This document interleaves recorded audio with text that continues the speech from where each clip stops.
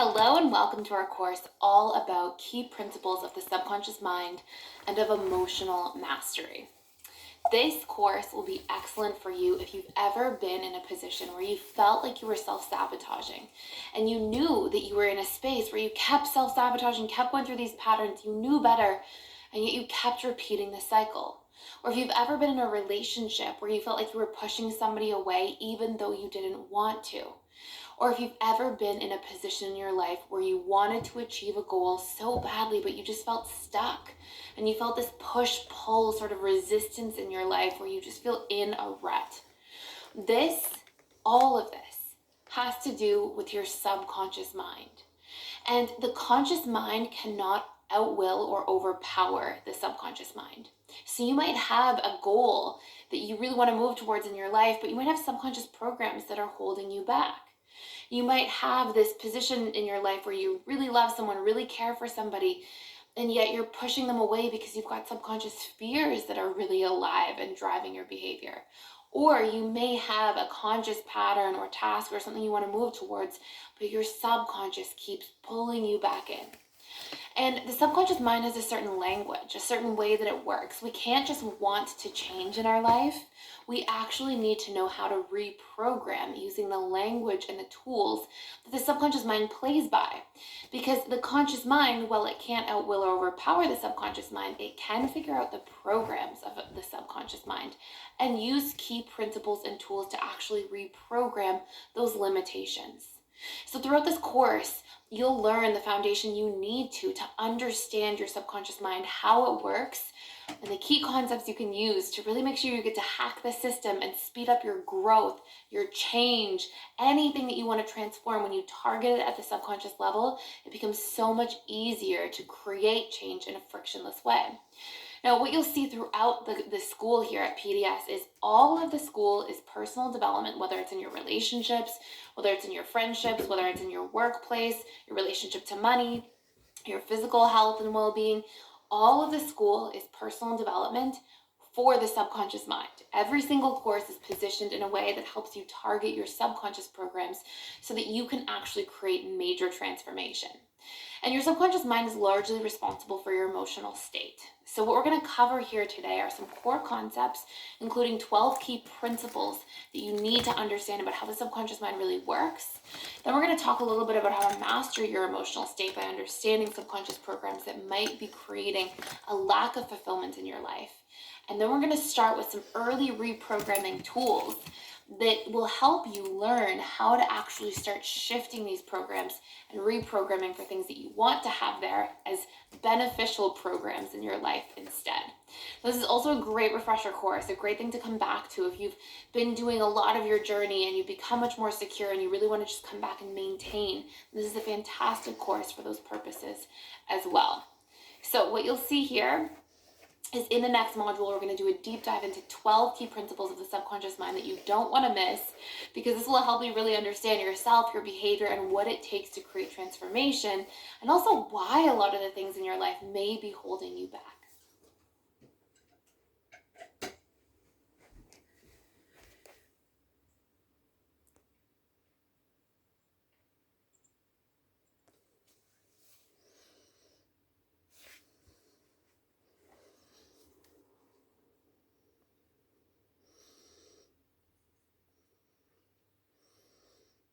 So let's discuss 12 key principles that you need to know about how your subconscious mind works.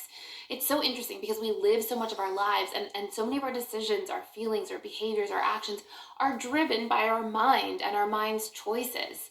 And if we don't have like the handbook or the manual for how our mind's working, it's like we are diminishing our ability to achieve our goals and potential so substantially that it's like an injustice almost in the relationship to ourselves. So these are going to be sort of your learning manual, things to keep in mind about how you work, how your mind works, and how you can actually leverage this information for like massive change, for goal accomplishment, for fulfillment, for healthier relationships, just in general to make sure that you feel like you are thriving more in your life. So principle number 1 is that the conscious mind, as I just mentioned, cannot outwill or overpower the subconscious mind. The statistic is that roughly 88% of people fail their New Year's resolutions within the first week or less. And we can think that of this as an example of like you have your conscious mind setting goals, and then your subconscious mind may be disinterested in those goals or may have things that are actively blocking those goals from being achieved. An example of this could be that your subconscious mind believes that you're not good enough to achieve a goal. And so it feels afraid of trying because it assumes failure. So you may start out trying to do something, but then fear may drive you in a completely different direction. We also have subconscious needs, and sometimes you can set a goal that's totally out of alignment with your subconscious needs. And so you'll have this push-pull effect where it's sort of like you put the gas on in the car and then your subconscious mind is constantly pumping the brakes and you just can't seem to really get ahead or gain traction. All of this has to do with the fact that the conscious mind cannot outwill or overpower the subconscious mind. Principle number 2. We all acquire our subconscious programs through the things that we are either repeatedly exposed to, especially in childhood, B, the first-hand experiences that we have, also especially in childhood, and C, the things that we hear repetitively. All of these 3 things create neural pathways, essentially, that are strengthened by repetition plus emotion. So let's say, for example, you're repeatedly exposed to your parents fighting in your early childhood or upbringing. Well, your subconscious mind might acquire these programs going, oh, love and relationships are about fighting, subconscious comfort zone around chaos, perhaps, and sort of the roller coaster relationships. And you might see that as you grow up, you actually take on some of those patterns until you're able to realize that these things exist and do the work to reprogram. Number 2, the first-hand experiences we have could be something like you get bullied on the playground in childhood. And so you make this belief up that, oh, people don't like me naturally. And so then this program might be something that totally impacts all of your interpersonal relationships and interactions going forward. And number 3, when we talk about the things that we hear repetitively, a great example of this could be your parents always saying, we don't have enough money, we don't have enough money. And then you grow up to have these lack beliefs in your relationship to money because the repetition and emotion of you constantly having this experience of hearing, oh my gosh, we don't have enough money, and feeling that emotional response of small stress, that is what is firing and wiring these big programs that can have a massive impact on our life. And that brings me to principle number 3, which is that repetition and emotion is what programs. Principle number 4, the language of the subconscious. And this is like the really important stuff here. The language of the subconscious is emotion and imagery. So your conscious mind can speak in English. It can use key terms and concepts and words that it's used, for example, like English, like in the language of English. Your subconscious mind doesn't hear that stuff. It only sees imagery and feels emotion. So if you ever had the experience, for example, of trying to talk yourself out of something and be like, maybe you feel really stressed and afraid, right, about something you're going to try. Maybe you're going to go bungee jumping. And you feel really stressed and afraid, and maybe you're trying to talk yourself down and you're like, I'm okay, it's going to be fine, I'll be fine. Sometimes it doesn't really land. Like the talking yourself out of something sometimes doesn't really do much. And it's because you're trying to communicate to your subconscious from language, which it doesn't really read or pick up on. Now, if instead we can communicate through emotion and imagery by instead visualizing ourselves getting safely to the other side, feeling a sense of safety in our body, emoting a sense of comfort, safety, feeling just like good, relaxed, at peace, calm, visualizing ourselves. And again, I said get to the other side, but I really mean like getting, finishing your bungee jump. If you could emote that, it's actually going to land a lot differently. And so we have to really learn how to use these tools and concepts to really navigate our lives so that we can use what we want to change consciously and communicate that so that it can be received at the subconscious level, because a lot of our emotions, a lot of our behaviors, a lot of our actions, feelings, thought patterns, beliefs, they all exist at the subconscious level. So it's like when we try to only deal with it consciously, it's a major limitation. Number 5, when we want to make ourselves feel better, we actually have to then use this proof to speak to ourselves in this subconscious mind's language. And when we want to end self-sabotage or take up new behaviors, we have to engage the subconscious mind in the process. So if we see ourselves in a space of self-sabotaging something, it's actually because you have more programs driving sabotage than driving what it is that your conscious mind's trying to create or do. And I always say to people, there's no such thing as self-sabotage. Everything's just a subconscious strategy to get different needs met than what your conscious mind intends. An example of this would be, let's say I decide that I'm going to work on a project. Let's say I'm going back to school to do another certification, and I'm going to work on a project for that. But let's say my subconscious mind has really deeply unmet needs for like social and emotional connection.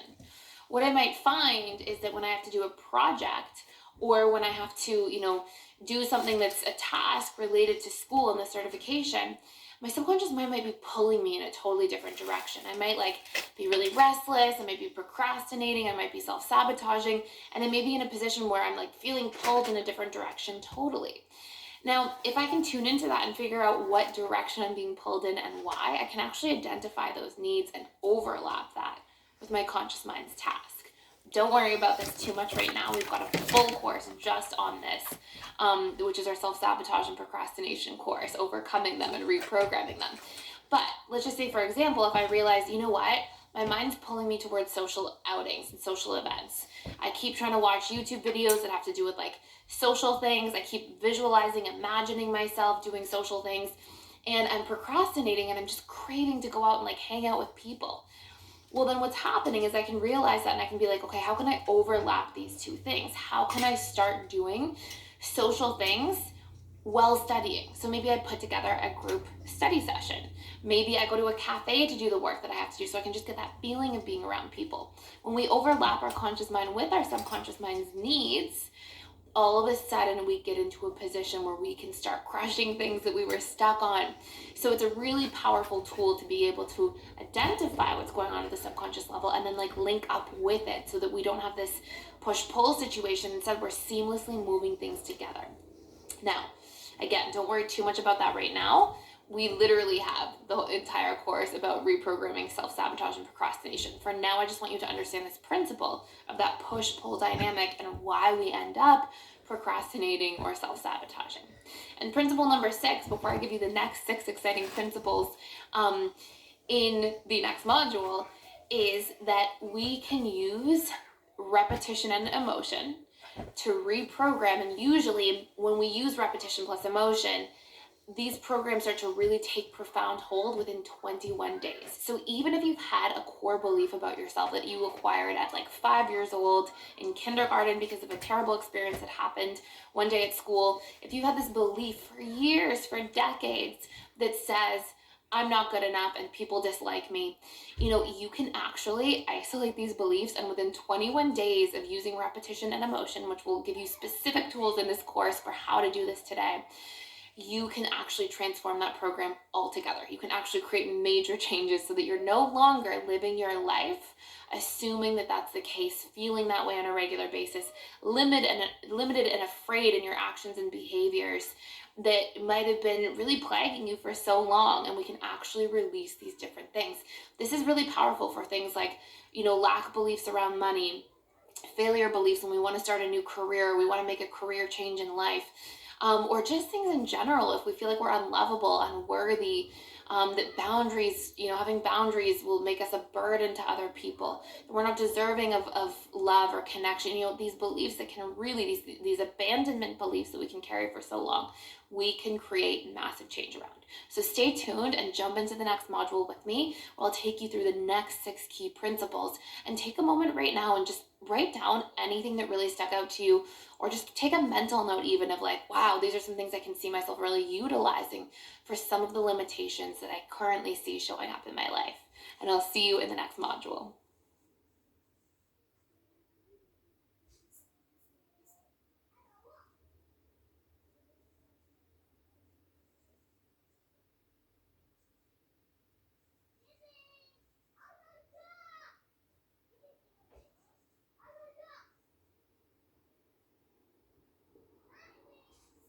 So let's begin with principle number 7. This is called the ironic processing theory principle. This is the idea that if I tell you right now, do not think of the pink elephant, notice where your mind goes and what it does.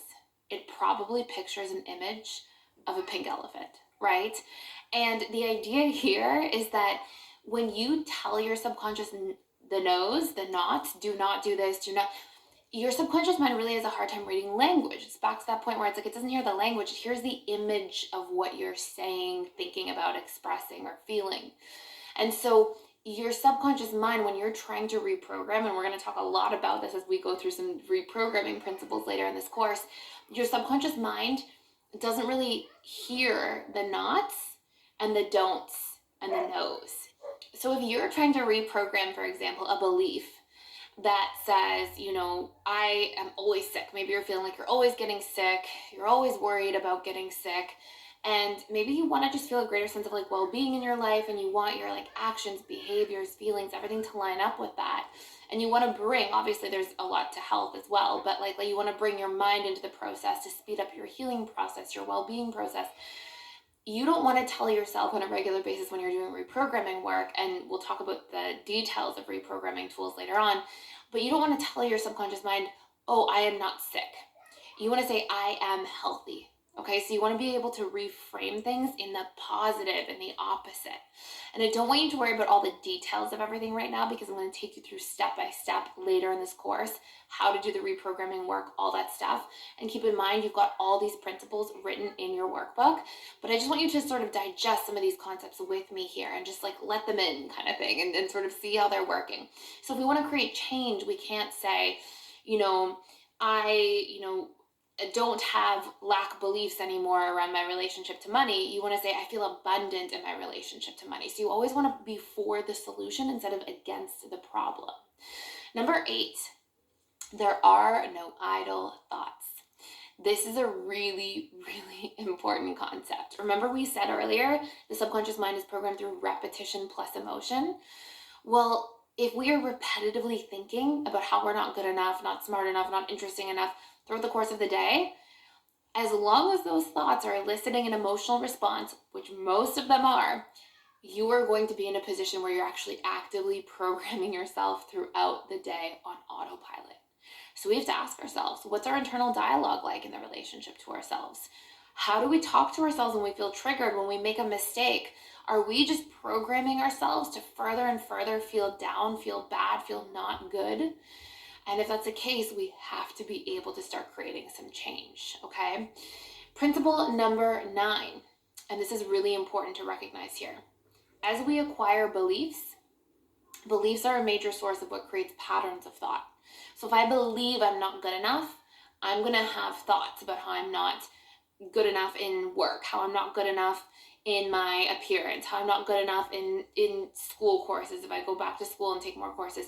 I'm not good enough in my relationships. I'm not a good enough partner, friend, all these different things. So belief patterns, core beliefs especially, which we'll go through, create patterns of thought. Thought and belief patterns are what produce, a major source of what produces emotion.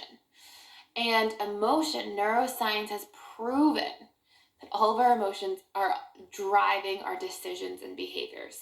Even people who think they're very logical, rational thinkers are actually making emotionally based decisions at the tipping point, and then are just quick to rationalize or justify their decisions through logic.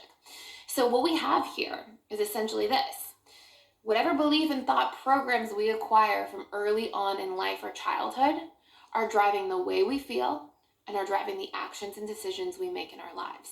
So if we're not in charge of what these programs are, then we're not really that in charge of our emotions or our actions. And this is the secret to creating the life that we want. If we can start at the thought level, at the belief level, and really create major changes there, everything else will follow. We pick up the vast majority of our programs before the age of 8.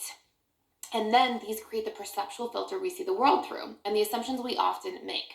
So don't get me wrong, our programming will always change. We're acquiring more programs as we go throughout life. Traumatic experiences can create new programs. Big life changes can create new programs. Any big changes where we've got lots of repetition and emotion will create new programs.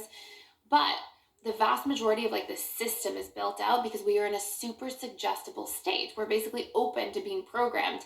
That's what suggestibility means.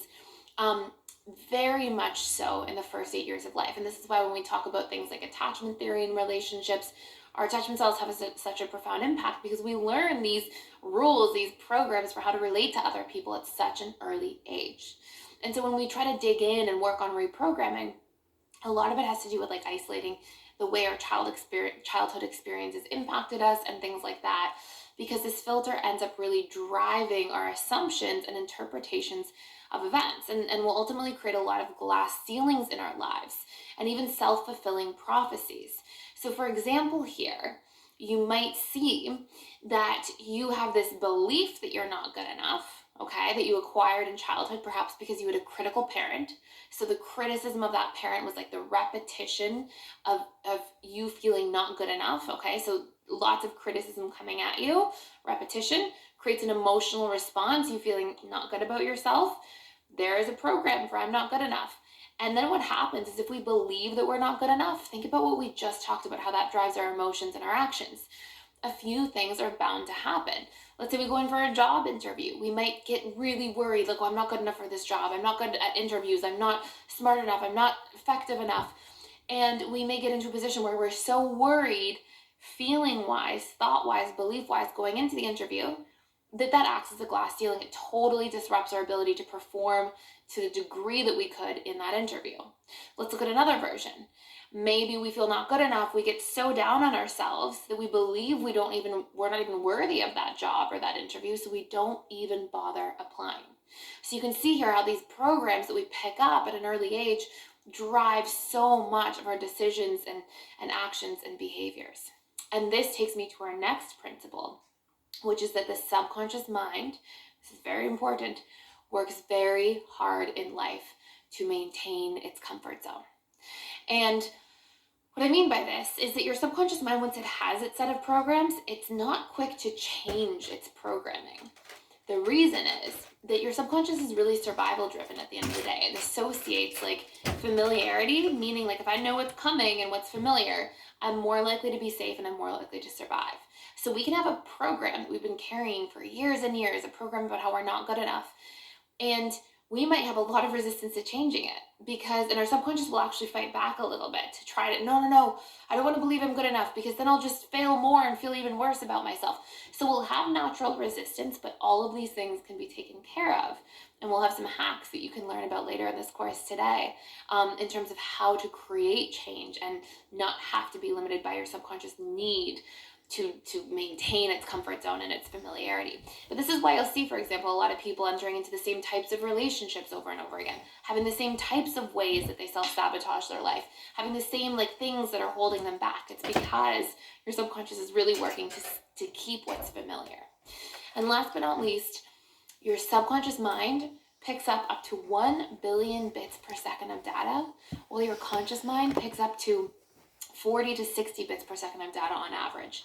And so your subconscious mind is this massive warehouse picking up on everything, noticing everything in a room, in your experience. Your conscious mind is only gathering a little tiny bit at the tip of the iceberg by comparison. And research actually shows that our subconscious and unconscious mind collectively drive about 95 to 97% of our feelings, our thoughts, our behaviors, our beliefs. And our conscious mind is only 3 to 5%. So there's a major difference there in terms of not just what your subconscious mind is taking in, but also in terms of how much impact your subconscious versus conscious mind has on your life. So stay tuned for the next module because we're going to do a deep dive into how this actually affects our emotional state. And then we're going to really dive into key principles and tools of reprogramming, and I'm going to help you plug in things that you want to change in your life so that you can really reprogram them and see transformation efficiently.